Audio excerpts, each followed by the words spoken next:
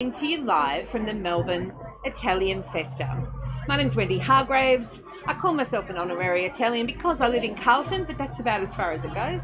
And it's my absolute pleasure right now to introduce you to the man who's in charge as the president of the Italian Chamber of Commerce and Industry here in Melbourne, which is responsible for creating this amazing event right now. His name is Luca Scribani Rossi, and I'm sure I completely mangled the Italian pronunciation. No, it's been beautiful, Wendy. You just said it better than most that I ever known here in Australia. Oh well. So Very well okay. done. I'm feeling pretty good about that. I've been practicing all day with my pronunciation of Italian names because I don't speak a word of Italian except for ciao bello. Oh. There we go. So welcome. I'll take it personally. Welcome to the Bread and Butter Studio. Thank you. How has your day been here? It's a big day for Melbourne's Italian community and for Carlton. Yeah, look, I think that the one thing that makes me the happiest is the fact that we are all here. And face to face, I see a lot of smiles, I see people going around tasting Italian food and drinks and enjoying the Italian culture, the entertainment, and that is what makes me the most proud for the day, because finally we are here and out and about again, and I don't think that there is many other places in the world that can have a situation like this today. So yeah, we're very lucky to be in this safe situation, even if we are in the COVID safe environment at the moment, but this is fantastic. And it hasn't rained. And hasn't rained yet. No. I think I can smell a bit of rain in the air, but hopefully it's not going to rain. See, all I can smell is garlic and that too. tomatoes and pizza. It's some great food here. So we're coming to you live right now. It's 3:18 on Sunday afternoon. Just in case you're watching this as a replay, there's still plenty of time for you to come to Carlton if you're able to, because it's going here till 8 p.m. this evening with music. You can probably hear some music in the background right now. Some amazing food, cooking demonstrations, kids face painting over there. It's all happening. So come down and have a look. It's a completely free event. You just need to hop on to the Segmento Melbourne Italian Festa website to download a free ticket. But anyway, now that all that's out of the way, Luca, you must have some amazing memories of Lygon Street, Melbourne's Little Italy. Like, how far back does that go for you? I tell you exactly how far back it goes, because I'm only a new Australian. I've been here since 1996, but I vividly remember that when I landed here in Melbourne for the first time, that was about midnight at the airport. And I had an Italian friend that picked me up because he wanted to. I said, "Oh no, I'm picking you up." I said, "But it's too late. Don't worry, I'll pick you up." So he picked me up, and I was absolutely, dead, because after 24-hour flights, etc., all I wanted was to go to my hotel and go asleep. But he insisted that he needed to drive me around to Lygon Street. And and what time at midnight? Yeah, midnight. So, but I still vividly remember that there was still life around the street, all these Italian flags here and there, etc. And I just almost fell back home, and I was amazed in finding, in a city that was so far away from my hometown, find another piece of my own country in Melbourne. So I think it's always been Lygon Street for me is the first thing that I actually remember of Australia and of Melbourne in particular. Well, he did you a big favour then, didn't he? Yeah, absolutely. Although you bet you were hating on him at the I time. was hating him at the time, because all I wanted was to go sleep. But so have a short black. But after that I said, well, thank you. This has been really enlightening. Fantastic. So 96, you've seen some big changes in Melbourne since you've arrived here. Yeah.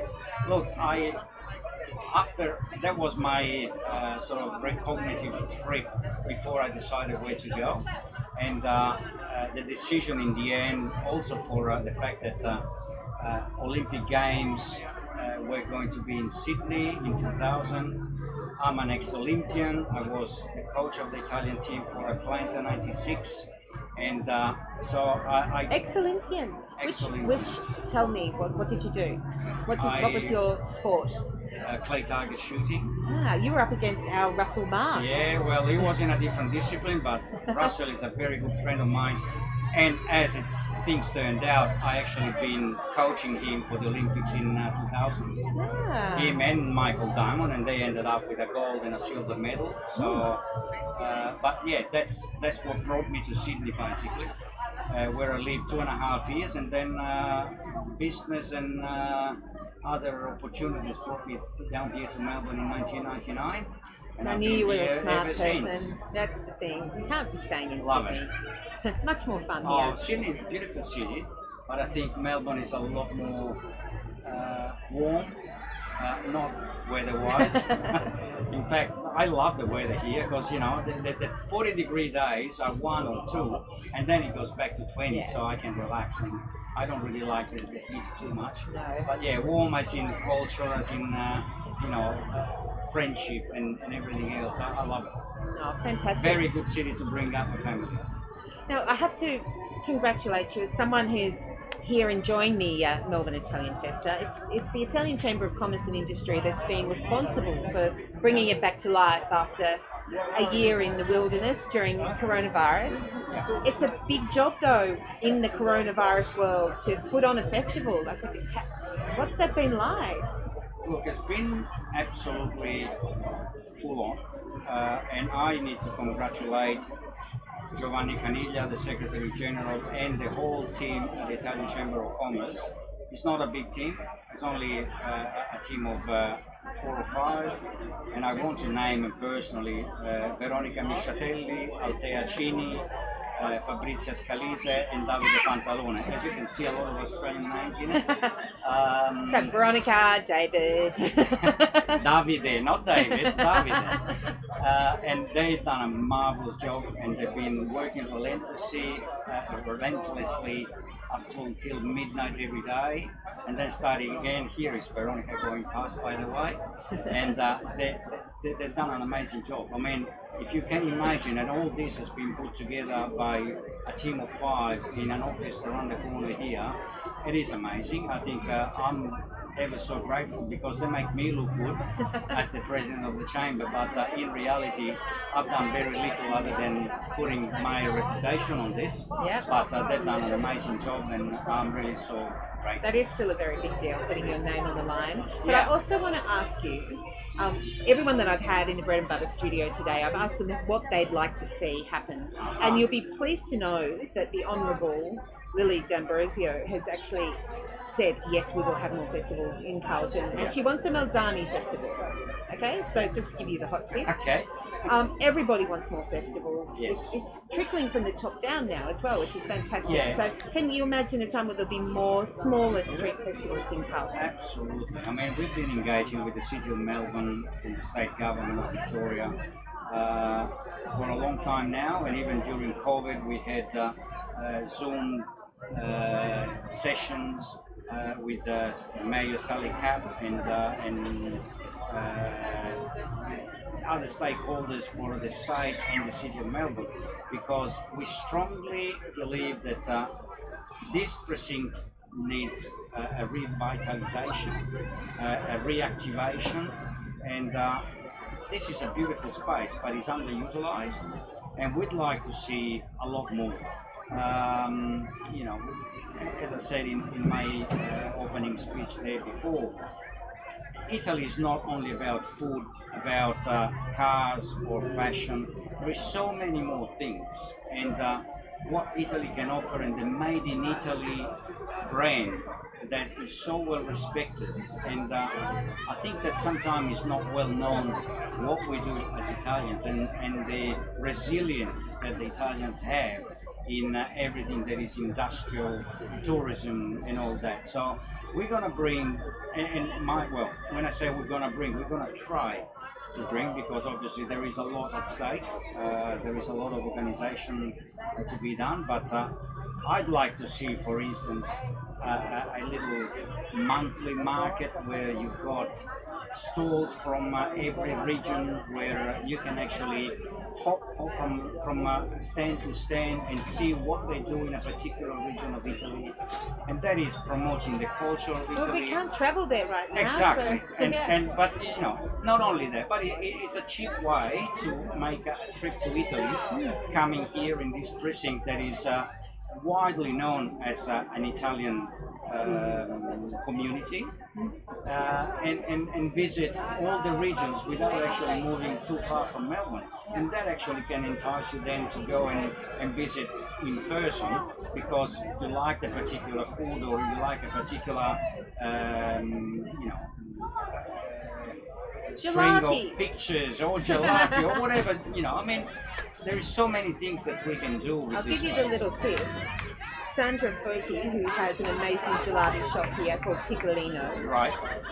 Amazing Italian woman. We're going to do a gelati tour of Italy. Would you like to come? Absolutely. What question is it? Is that? It's going to happen. The COVID thing got in the way a little bit, but we will get there. Look, And that'll be Johnny DiFrancesco's tour of Italian pizza. absolutely. Yeah, no. Look, we've got so many talented operators here in Melbourne, and as the one you mentioned, Johnny DiFrancesco, he won the World Championship of Pizza Making. Yeah. Can you imagine that? Yes, an Italian guy, but you know, really Australian by growth, and you know, he's been brought up here. We claim him. And and you know, for him to go in the land of Italy that invented pizza, The heart and of Napoli, claiming yeah. the world title for pizza making, I think is amazing. And Johnny is a dear friend of mine. He actually made pizza in my wood fire oven. He actually broke. Wow. Yeah, it was brand new, and he actually made the first pizza ever Broke in my it oven. in. He broke it in, so and it became fantastic. Oh, So that's a I pretty can special say oven. that when I make it and it's not that good, it's not me. Oh, sorry, it's me. It's not the oven. I mean, because he made it perfect. Oh, So well, I can't blame the oven. It's gotta be You me. can always blame the tools. Always blame the tools. Well, it's been my absolute pleasure here to talk at the Italian Chamber of Commerce and Industry with the amazing president, Luca Rossi. I'm not going to say the whole name. Give it time. Luca That's Scribani Scribani Rossi. Okay, there we go. I'm getting you, better Wendy. every time. Thank you so much for your time. We'll be back very soon with more stories from Melbourne Italians who want to share what being Italian means to them. We'll be back very soon. Ciao. Bye bye.